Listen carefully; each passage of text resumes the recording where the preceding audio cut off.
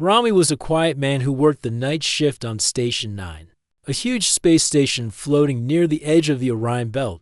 He was not a soldier, not a scientist, not a pilot, just a janitor. Every night, he walked the cold metal halls with his cleaning tools, sweeping dust and wiping screens. Others called him boring, invisible, and unimportant, but Rami liked his peaceful life. He didn't need excitement. He had grown up on Earth, survived one planetary flood, to food shortages and one bad heartbreak. That was enough drama for one lifetime.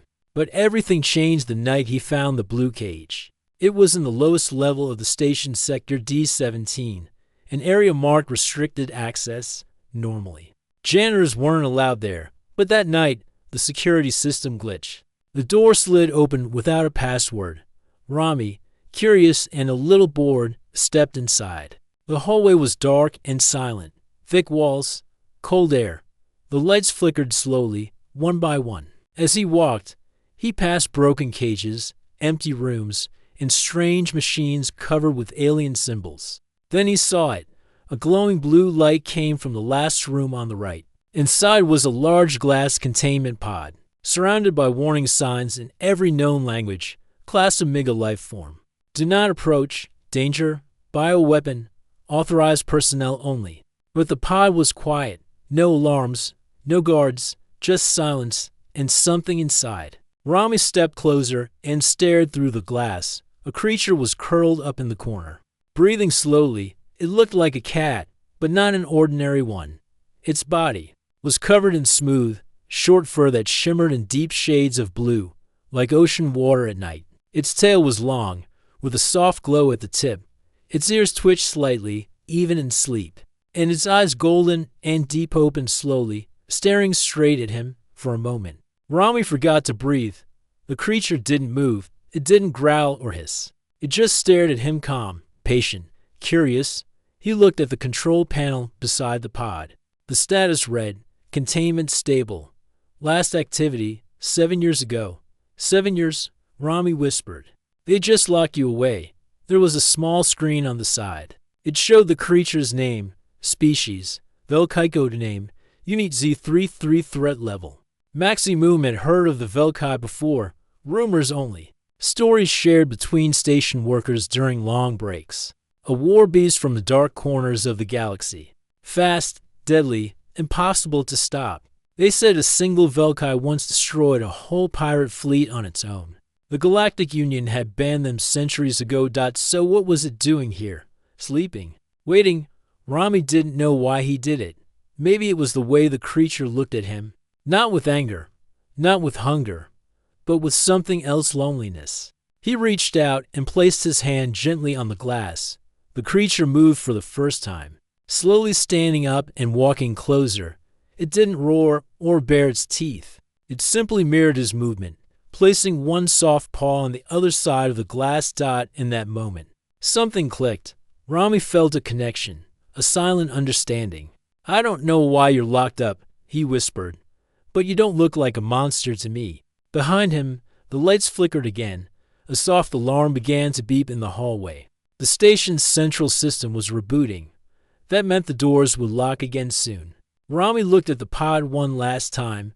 Maybe I'm making a mistake, he said. But you don't deserve to stay in a cage. He tapped a few keys on the control panel. Warnings flashed on screen. But he ignored them. He entered his clearance code, held his breath, and pressed unlock. The pod hissed. Steam poured from the sides as the glass lifted. The creature blinked once, twice, and then stepped out slowly, silently. It looked at Rami, tilted its head, then walked in a circle around him. Rami stood still, heart racing. Then, to his surprise, the creature rubbed its head gently against his leg, like a cat would. You're really not going to eat me. It let out a low, musical sound. Not a growl. Not a meow. Something in between. Okay, Rami said, trying to smile. Guess you're coming with me. He named the creature Teeve. He didn't know why, just felt right. Teeve followed him through the station's back halls as alarms grew louder. Security bots were rebooting. The system would soon detect that a dangerous creature was missing. Rami had to act fast. He took his old escape pod Model 43, small, hidden in a side dock, just big enough for two. No questions asked, just launch and leave.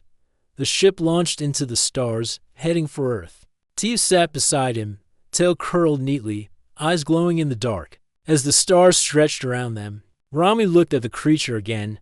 "You're not just any cat," he said. "You're something special." Steve blinked slowly, and for a second, Rami felt a strange warmth inside his mind, as if Steve had placed a thought there. "Soft and quiet, you free me. Now I watch over you." Rami shivered. He didn't know what that meant, or what would happen next. But one thing was clear: he had just adopted the galaxy's most dangerous blue cat, and the adventure had only begun. The small escape pod broke through Earth's atmosphere just before sunrise. The sky turned orange and gold as the ship landed. In the quiet hills outside a city called Nerox, a place full of life, noise, and dreams. Rami stepped out slowly, holding a small bag in one hand and watching Steve jump out beside him. The blue cat stretched its legs, sniffed the air, and looked around with its glowing golden eyes. "You've never been to Earth, huh?" Rami asked. Steve didn't reply in words. Instead, he walked forward like he owned the land, tail up and alert. Rami smiled and shook his head. "All right then, welcome home." He had no family left. His parents had passed. His sister lived on Mars. He rented a small apartment in Nerox, hidden among old buildings and overgrown trees. No one ever visited him. That made hiding Steve easier. They took the quiet way back through empty alleys and back roads. When people passed by, Steve turned completely invisible. Not a trick of light, true invisibility. Even Rami couldn't see him when he did it. "That's going to be useful," Rami whispered. Once home, he placed a blanket on the floor for Steve, gave him a bowl of water, and sat down to think. He had just stolen a banned alien creature from a military space station. If the authorities found out, they would send ships. He didn't know how long they had before someone came looking. Maybe days, maybe hours. But for now, things were quiet. Days passed. Rami went back to work, this time as a street cleaner in Nerox. Simple work, early mornings, late nights. No one asked questions. Steve stayed inside at first. He watched old videos, breathed through Rami's digital library, and stared out the window. Sometimes he followed Rami to work, hiding in shadows or walking silently on rooftops. Rami started to notice strange things. The first was the dreams. Every night, Rami dreamed of wild places, blue forests, falling stars, voices in strange languages, and in every dream, Steve was there walking beside him, guarding him from things that tried to pull him into the dark. One morning, Rami woke up sweating. He had dreamed of falling off a cliff. But just before he hit the ground, Steve leaped and pulled him back. When he opened his eyes, Steve was sitting on the edge of the bed, staring at him quietly. "You were my dream," Rami whispered. Steve blinked. "You saved me." Steve didn't answer, but he placed his paw gently on Rami's hand. That day, something changed between them. Steve began to speak, not with a mouth, but through a small voice device he built himself using scraps of Rami's old tools. The first word he said was, "Safe." Rami dropped his cup. Did you just talk?" Steve nodded slowly. "Safe," he repeated. "You are safe." Rami laughed, more from surprise than joy. "You're learning fast." Steve tilted his head. "You dream loudly." "What?" "Your mind speaks. You carry many fears." "I listen. I block the bad ones." "You can see my dreams?" "Yes." Rami stared. "That's not normal." "No." Steve agreed. "Not for your kind." Over the next few weeks, Steve improved his speech.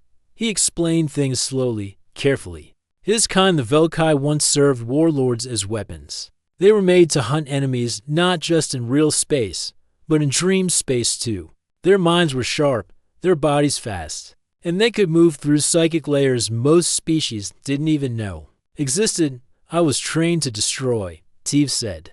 "But I no longer follow those orders." "Why me, then?" Rami asked one night. "Why follow me? You opened the cage. You did not fear me. You let me be free." Rami had no reply to that. But Steve did more than just talk. He began to protect the city. At first, it was small things. A pickpocket's hand froze mid-theft as if something cold touched his wrist. A man who planned a robbery woke up in the middle of the night screaming, changed his mind, and turned himself in. Children with nightmares began to sleep peacefully. Street dogs barked less. People said the nights felt calmer. Then came the bigger moments. One day, a small group of gang members gathered near a shop, ready to steal money. They laughed, armed with cheap stun guns. But before they could step inside, they saw something glowing in the alley, a tall shadow with golden eyes and blue light crawling up its spine. They ran. They never came back. When Rami asked Steve about it, he simply said, "Bad dream prevented." News started to spread across Nerox. People talked about a guardian spirit, a blue light seen on rooftops or near trouble. Children drew it in chalk. Old people left out bowls of milk, like in the old Earth myths. Some called it a protector. Others said it was a dream walker. Only Rami knew the truth. One evening, while watching the city lights from the rooftop, Rami turned to Steve. "You're doing all this. Why?" Steve didn't look away from the sky. "Dreams are powerful. They shape the future. Your people do not guard them, and you do. Yes, you could have gone anywhere after I freed you. I chose here.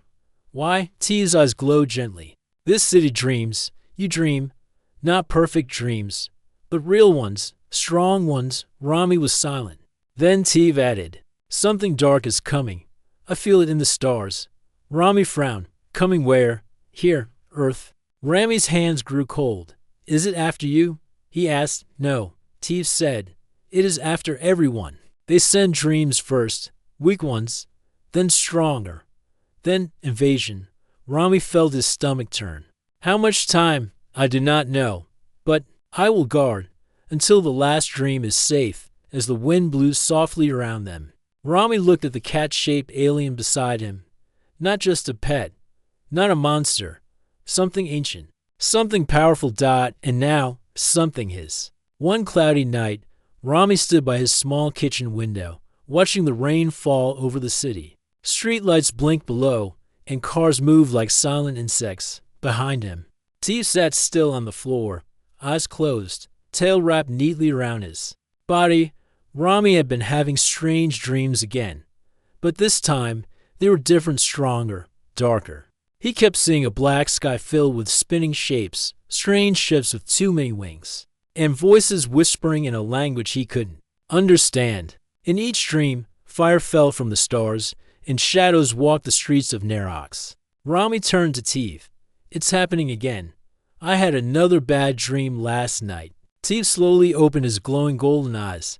"I know," he said softly. "I saw it too." Rami frowned.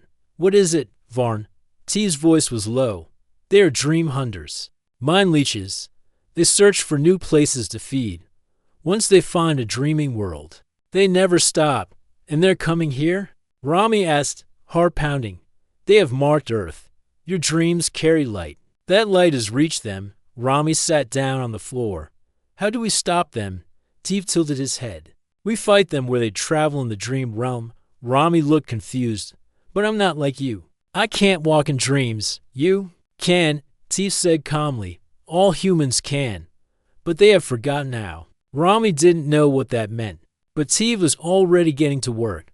That night, Steve began building something new. He gathered small machines, old circuits, scrap from broken tech, and parts from Rami's toolbox. Over the next 3 nights, he built a strange device, a glowing silver circle connected to wires and a small crystal core. It hummed quietly, and every time Rami stood near it, his thoughts felt sharper, brighter. "This is a dream anchor," Steve explained. "It helps me link minds across the city. With it, I can watch more dreams at once. I can shield more people." "But won't that hurt you?" Rami asked.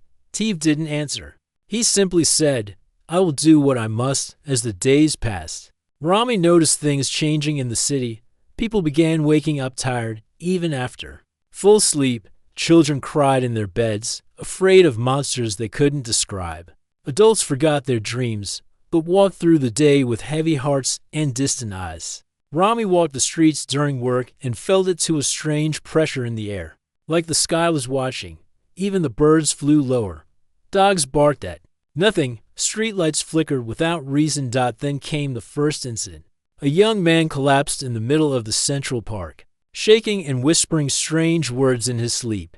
Medics couldn't wake him. His eyes stayed closed, trapped in a nightmare. Steve and Rami visited him in the hospital later that night.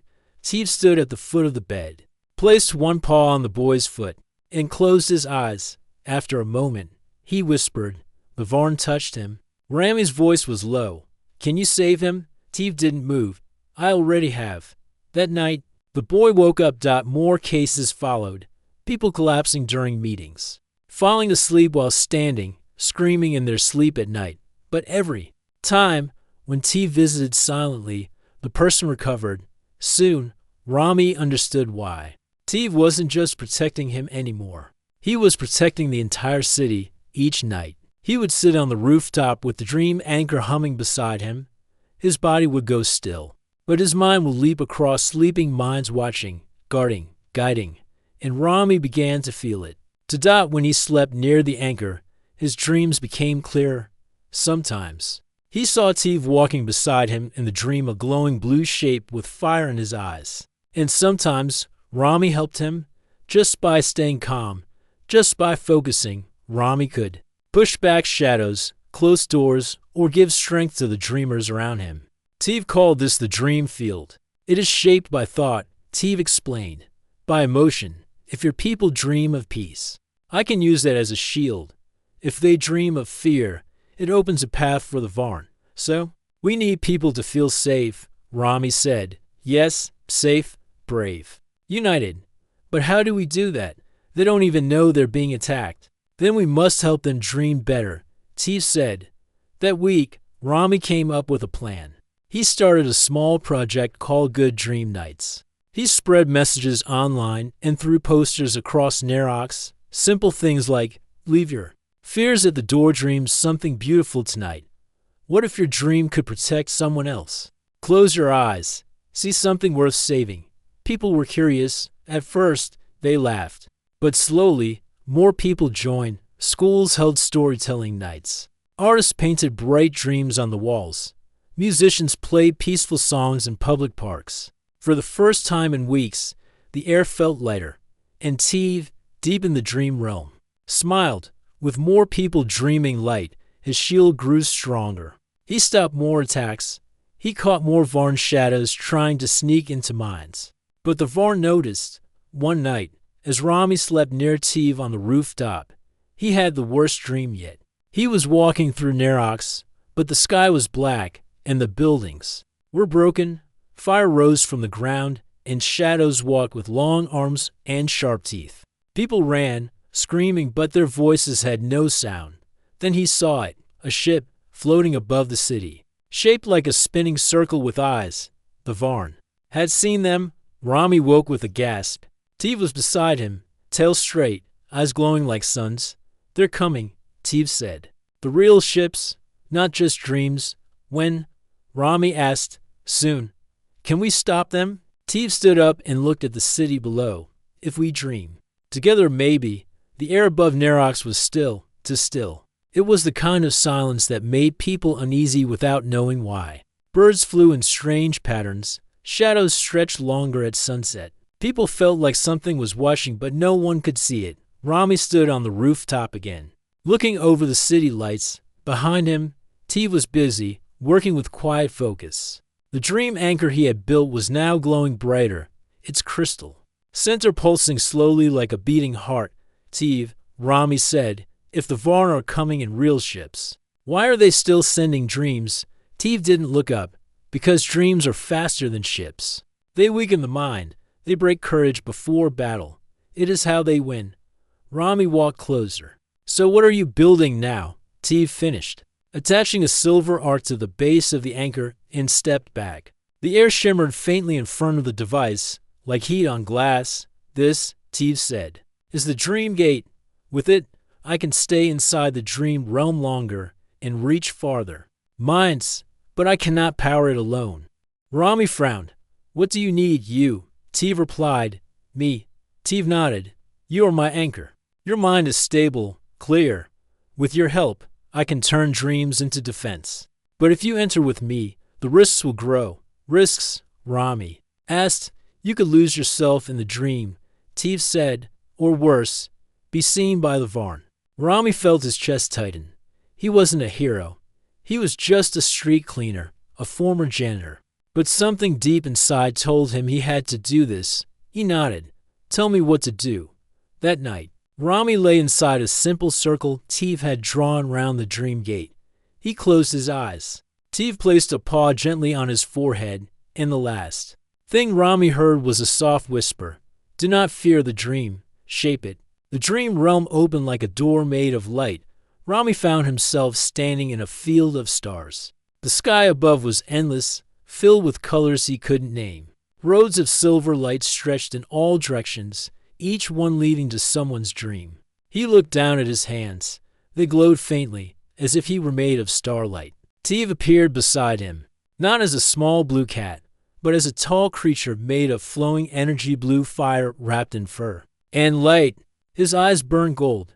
This is what I truly am, Teeve said. You look powerful, Rami said. Teeve didn't smile, but his voice was calm. Come, the Varn are already here. They walked across the dream realm, passing floating shapes and doors into sleeping minds. Behind each door, Rami saw pieces of human dreams, children playing. Old memories, wishes, fears. Then they found the first breach, a tear in the sky, black and pulsing. From it, long shadowy hands reached toward a dream, a young girl asleep, dreaming of dancing in the rain. Tiv leapt forward. He slashed the shadows with claws of light. Rami, without thinking, focused on the girl's laughter, on the rhythm of her dream. The shadows hissed and retreated. You did well, Teeve said. Emotions are weapons here. You gave her strength. They moved quickly after that, closing more breaches, guarding more dreams. Rami learned to focus, to guide dreamers toward hope, light, and love. Every strong dream pushed the Varn back. Every peaceful night made the shield stronger. But the Varn were adapting. They began sending nightmares, not just shadows, but full beasts shaped from fear, wolves with burning eyes, towers that screamed, endless falls. In one dream, a man was drowning in a sea of clocks. Teeve and Rami fought side by side, and still. Teeve warned, this is only the beginning. Back in the waking world, strange things started to happen. People began sharing the same dreams. A woman described a blue creature guarding her. A child said, the cat told me not to be afraid. A man woke up crying because he saw his father smiling and a dream man beside him. A golden-eyed protector. Nerox was starting to believe. Teeve told Rami, that belief matters. When they believe in hope, the Varn grow weaker. Rami smiled. So humans can win. Teeve looked at him carefully. Your kind holds power the Varn do not understand. Emotion, chaos, dream choice. But belief must grow faster than fear. The next night, Rami felt something shift. The dream realm trembled. The sky turned darker. And then they saw it. The Varn's first true gate. It was massive. A spinning circle of black and silver, floating high in the dream realm. From it, shadows poured endlessly. They crawled toward Earth's collective dream like a slow, rising tide. We have to close that gate, Rami said. Teeve nodded. But not now. Not yet. We are not strong enough. So what do? We hold the line. From that night onward, Teeve no longer rested. He spent every hour defending dreams, watching over minds, teaching Rami how to fight using thought and feeling. Rami was tired. His real body grew weaker, but he refused to stop. Together, they built a dream wall, a protective barrier around Nerox's dreaming population. It was made not from stone or steel, but from memories, songs, smiles, and the dreams of children. And the people began to help without knowing it. A painter dreamed of flying above the clouds, and her colors became shields. A singer dreamed of peace, and his voice echoed like a bell, breaking shadows. A group of children dreamed of a glowing blue hero, and that image gave Teeve more power. It was working, but Rami felt it to the weight of the battle. His dreams grew harder to control. The fear tried to return. One night, he asked Steve. What if I fail? Steve looked at him and said, You are human. You fall, but you rise again. That is your greatest strength. Rami nodded, trying to believe it. The sky was dark. The Varn were close. But as long as they had dreams and as long as Steve stood beside him, Rami knew they still had a chance. Night came to Nerox like a heavy curtain. The stars were hidden behind thick clouds, and even the moon seemed afraid to shine. People lit candles inside their homes. Unsure why they felt so cold even though the air was warm. Something was wrong. Everyone could feel it. Inside Rami's apartment, the dream anchor pulsed faster than ever before. Blue light flickered through the cracks in the walls. Steve sat in the center of the rooftop, eyes closed for glowing. His body was completely still, but inside the dream realm, he was already fighting. Rami sat beside him. Wires from the dream gate connected to a soft ring around his head. His breathing was slow. His eyes moved beneath his eyelids. They were both inside now. The dream realm looked different, no longer peaceful. The sky was blood red. The stars were gone. The silver roads had cracks in them, and black fog covered the ground. Rami looked around, heart racing. They're here, Steve said. He stood beside him in his true form, tall, bright, glowing like fire. The Varn are launching a full invasion. Can we stop them? Rami asked. We can try, Steve answered. But they are not just targeting dreams anymore. They are using dreams to attack the real world. What do you mean? They are entering the deepest parts of the mind. If a person loses control, they may never wake up. Their body will fall and never rise again. Rami felt fear rising in his chest. How many? All of them, Steve said. Then the ground shook. From the shadows, they came creatures born from fear and pain. Some looked like giant insects with glassy eyes. Others were just shapes made of smoke, crawling, whispering, laughing. These were dream shades, the Varn's foot soldiers. They moved fast, tearing holes through peaceful dreams, turning joy into horror. The dream wall around Nerox flickered under pressure. Each time a citizen dreamed of fear, of falling, of failure, of pain, the wall cracked. Steve leapt forward, claws glowing. He struck a dream shade, and it vanished in a spark of blue light. Rami followed, thinking of good memories, his sister's laugh, the scent of Earth's flowers after rain, his first cup of warm tea. These thoughts became weapon shields of light, blades of memory, fires of hope. Together, they fought, door by door, dream by dream. In one dream, a man was trapped in a burning house. Rami entered, touched the man's shoulder, and whispered, You're not alone. The fire vanished. The house turned into a field of flowers. In another, a child was hiding from a monster under her bed. Steve appeared beside her, glowing. The monster hissed and melted like ice in sunlight. But it wasn't enough. Too many people were scared. Some gave into their nightmares. And when they did, they fell into dream sleep, a deep coma where even Steve could not reach them. Back in the real world, hospitals filled up. Rami's phone buzzed constantly with news. Unexplained sleep sickness, they called it. Doctors had no answers. Scientists tried everything: medicine, machines, brain scans. But only Rami and Steve knew the truth. The Varn were winning. Steve returned from the dream realm, panting, his for dim. I can't hold them alone, he said. Rami sat beside him, wiping sweat from his own face. His mind ached. There must be something else, some way to make people stronger, to help them dream with power. Steve stared at the city below. You must lead them, wake their hearts. Rami didn't feel like a leader. He was just one man. But then he remembered how the posters changed people, how music gave hope, how the children dreamed of heroes. Maybe he didn't have to fight alone. That night, Rami made a new broadcast. He streamed it online, shared it everywhere. He stood in front of the dream anchor, camera shaking from the wind, and spoke from the heart. Something is happening. You've felt it. You've seen it. Nightmares are stronger. People are falling asleep and not waking up. But this is not the end. You have the power to fight back. In your dreams, you are not weak. You are free. You can fly. You can protect. Dream of something beautiful tonight. Dream of someone you love. Dream of your favorite memory. Let your dream shine bright. Because tonight, you are part of the shield. We are not alone. We are not afraid. We dream back. The video spread fast. And that night, something changed. The dream realm began to glow. One by one, people started dreaming stronger. Rami saw their dreams from afar, rivers of joy, mountains of laughter, skies filled with songs. The dream wall repaired itself, cracks faded. Lights returned. Teve's body glowed brighter. They are rising. The battle turned. Rami and Teve pushed deeper into the shadows, reaching the edge of the Varn's main gate. There, the largest dream shades waited tall, sharp, with glowing red eyes and teeth like blades. Teve looked at Rami. Are you ready? Rami didn't hesitate. Let's finish this. They charged forward. Rami focused on his strongest memory, standing with his parents under Earth's stars, feeling safe. Loved, complete.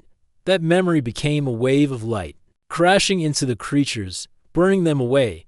Teve moved like lightning, his claws cutting through darkness, each step bringing light back to the sky. Together, they closed the breach. The sky turned gold. The fog faded. The dream realm was still shaking, but the tide had shifted. Back in the real world, people woke up smiling. Nurses cried. Doctors called it a miracle.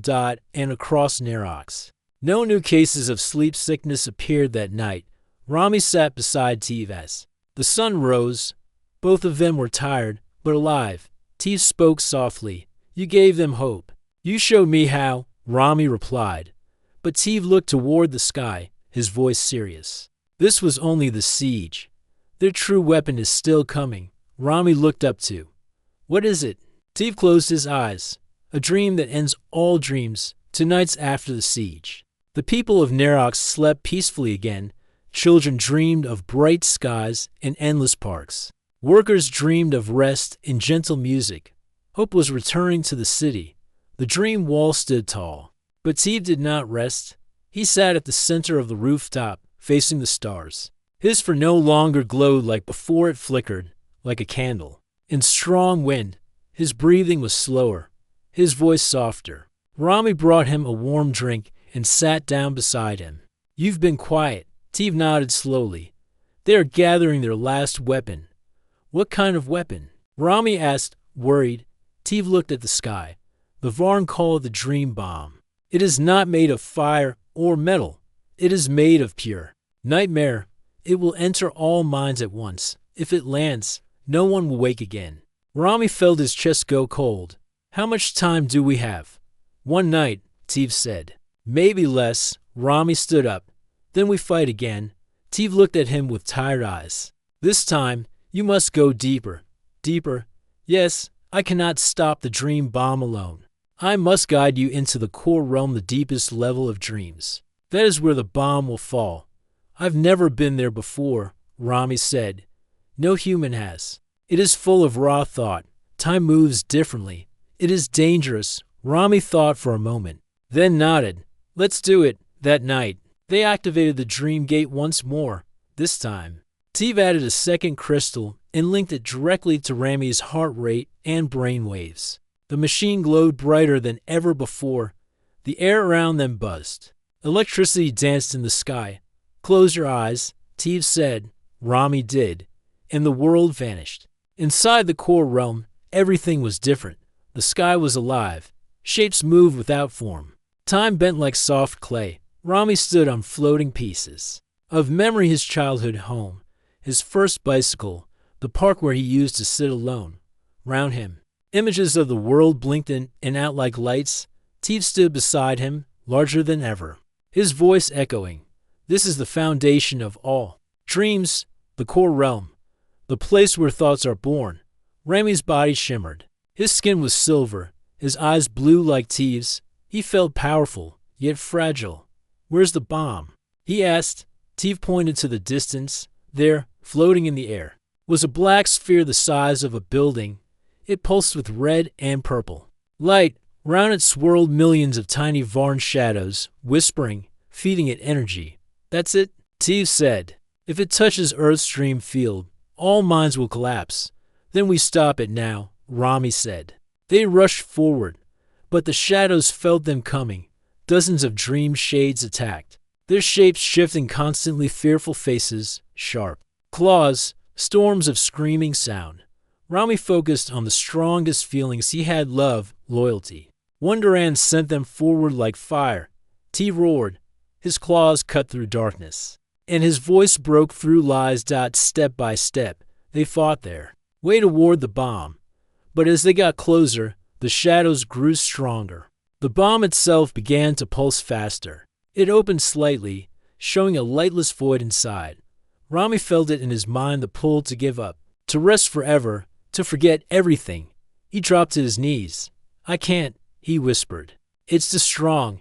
Teeve jumped in front of him, shielding him. Rami, remember your dream. What dream? The one you never told anyone. The one you carry deep inside. Rami closed his eyes. He saw a younger version of himself, sitting on a rooftop, looking at the stars. He remembered whispering to the sky, I wish I could matter. Just once. His chest burned. He stood up. I do matter, he said. Right now. His body lit up. Energy burst from his hands. The shadows backed away. Teeve smiled. You have found your true power. Together, they reached the bomb. It began to fall slowly, as if through thick air. Rami looked at Teeve. How do we stop it? You must hold it, Teeve said. But you will not survive alone. Rami stepped forward and placed his hands on the surface.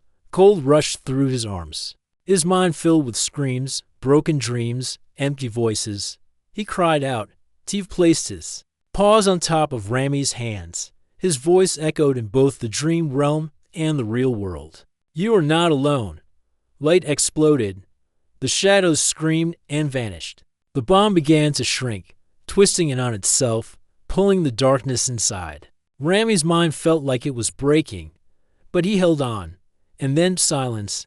The bomb vanished. The sky of the core realm turned golden. Rami fell to the ground, eyes closed. Teeve gently lowered beside him. You did it, he said softly. Back in the real world. Rami's body trembled on the rooftop.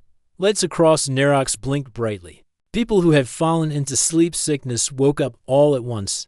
The doctors cheered. Families cried. The whole city felt alive. But Rami didn't wake. His body breathed. His heart beat. But his mind stayed behind, deep in the dream realm. Teeve sat beside him, watching over him, guarding him. For 2 days, he did not move. Then, on the third morning, just as the sun rose, Rami's eyes opened. He took a deep breath and smiled. Teeve purred quietly. Welcome back, Dreamwalker. Rami looked at the sky. Is it over? Teeve nodded. The bomb is gone. The Varn are scattered. You broke the core of their plan. Rami sat up, his body sore, but his mind clear. We stopped them. You led them, Teeve said. And Earth dreams freely again. Together, they looked over the city. People laughed, birds sang. The world had changed, not just because of Teeve, but because a human chose to dream bravely. The city of Nerox was waking up to a new day. Birds sang louder. Children laughed in the streets. The sky was clearer than it had been in years, the air filled with hope. Rami sat on the rooftop beside Teeve, the galaxy's most dangerous blue cat, now his closest friend and guardian. The dream anchor hummed softly nearby, its light steady and calm. The battle was over, or so it seemed. Rami looked at Teeve, whose golden eyes shimmered in the sunlight. Do you think they will come back? Rami asked quietly. Teeve stretched and yawned. The Varn are weak now, but they will always look for worlds to haunt. Dreams are powerful. So long as creatures like them exist, we must stay vigilant. Rami nodded. Then we keep protecting the city, together. Teeve curled up, resting his head on Rami's knee. And I will guard your dreams. Over the next weeks, life in Nerox slowly returned to normal. People felt safer, happier. The strange sleep sickness cases vanished. The mysterious guardian spared the blue light seen on rooftops. And the stories of a glowing cat became legend. But for Rami and Teeve, this was just the beginning. One evening, as the sun dipped behind the distant mountains, Rami received a message on his old communicator. It was from his sister, who lived on Mars. Rami, I heard what happened. You're a hero. Can you help us? Mars is dreaming, but not like Earth. We have shadows too. Rami smiled. He looked at Teve. We have work to do, he said. Teve's tail flicked with excitement. Then we travel together. They prepared to leave Earth for the first time since Teve's rescue.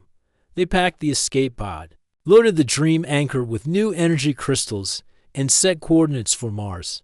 Before launch, Rami looked back at the city. Nerox will be safe. For now, Teve stood tall beside him. Because we protect it, because we dream. The pod launched smoothly into the stars, leaving Earth behind. As they flew through the galaxy, Rami thought about everything they had faced: the loneliness, the fear, the battle within dreams. He thought about how an ordinary man and a dangerous Blue Cat had become the city's greatest guardians. He realized something important. Humans were stronger than anyone believed, not because of weapons or technology, but because of their hearts, their dreams, their hope, their willingness to fight for each other. And Teve, once a weapon of war, was now a protector, a friend, a guardian of those dreams. Rami smiled and reached out to touch Teve's glowing fur. Ready? He asked. Tiv purred. Always. The stars stretched out before them. Their journey was far from over. But together, they would face whatever came next. Because no darkness could ever stop a dream. The end.